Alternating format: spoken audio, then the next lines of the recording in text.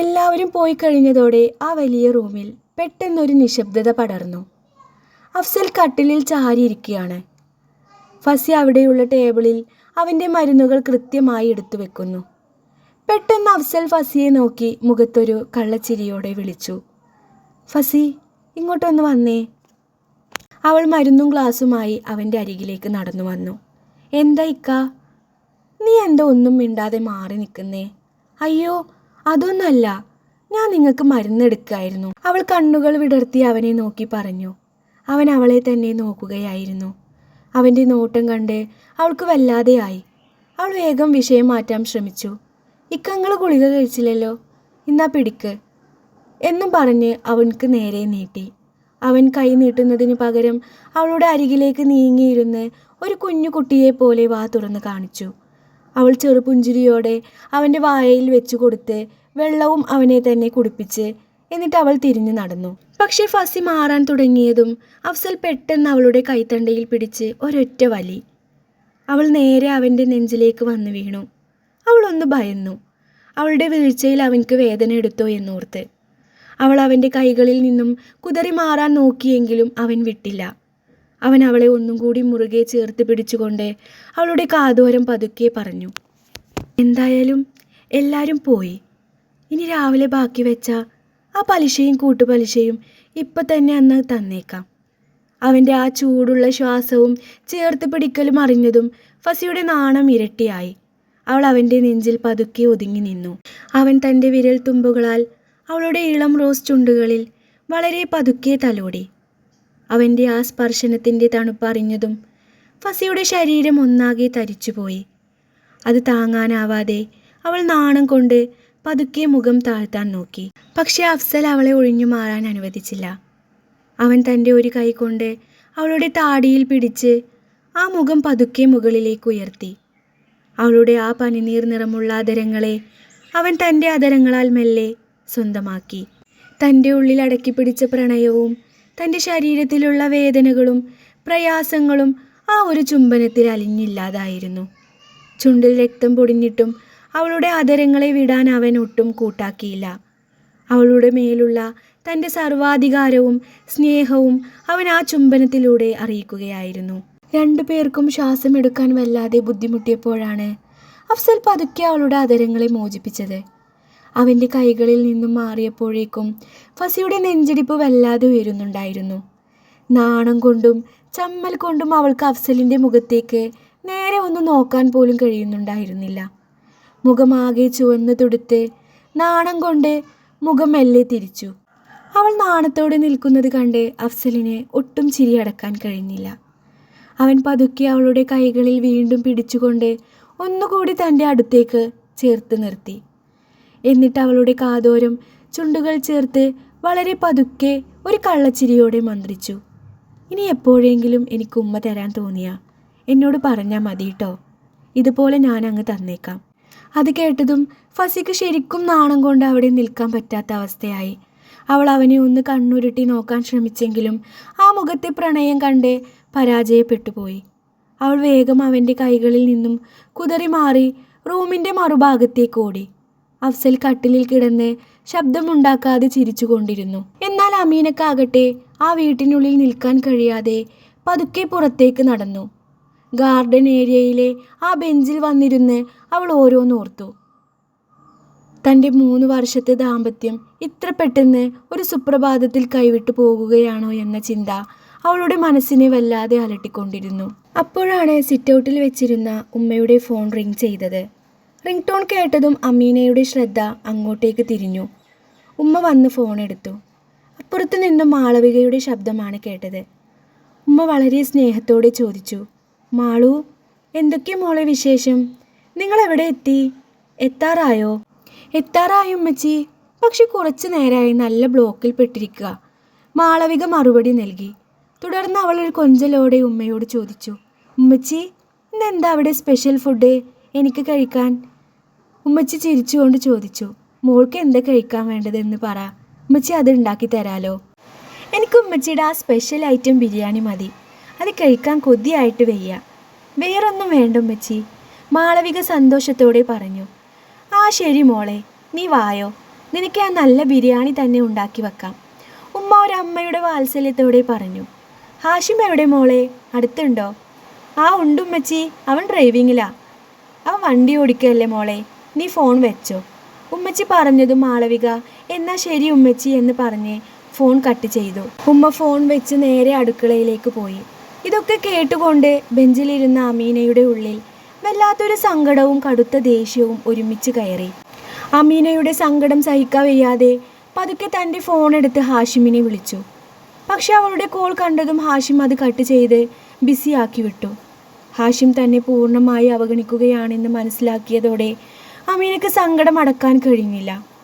അവൾ നേരെ റൂമിലേക്ക് പോയി. മറുവശത്ത് കാറിൽ വെച്ച് അമീനയുടെ ഫോൺ കട്ട് ചെയ്ത ഹാഷിമിനെ നോക്കി മാളവിക ചോദിച്ചു. എന്താ ഹാഷിം, അമീനയുടെ കോളായിരുന്നില്ലേ അത്? നീ എന്താ അത് കട്ടാക്കി വിട്ടേ?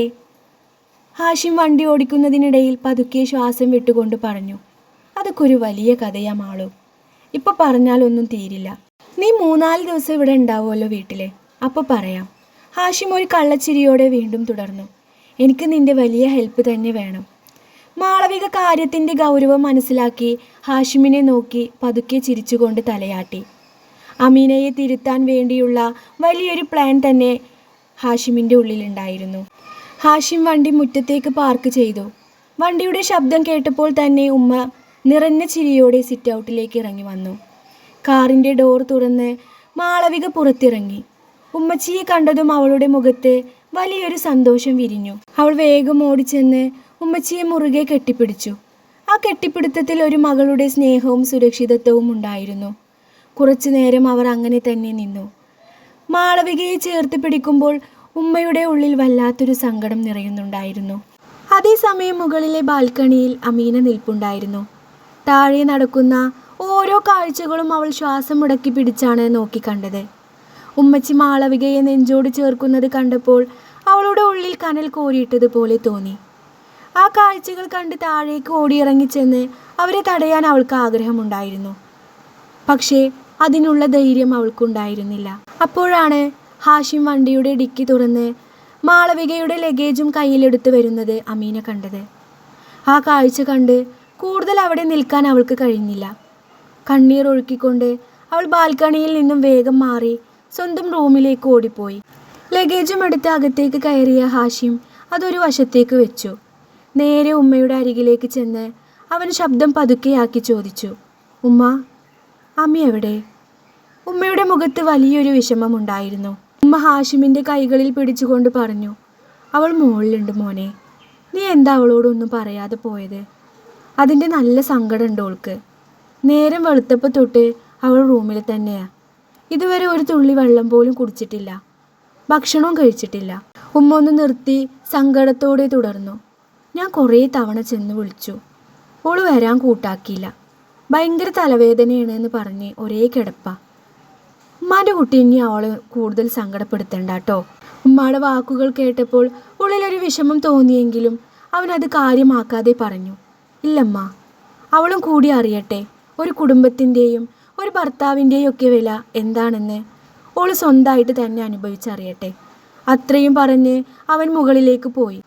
താഴെ സിറ്റ് ഔട്ടിലിരുന്ന് മാളവിക ഇതെല്ലാം ശ്രദ്ധിക്കുന്നുണ്ടായിരുന്നു.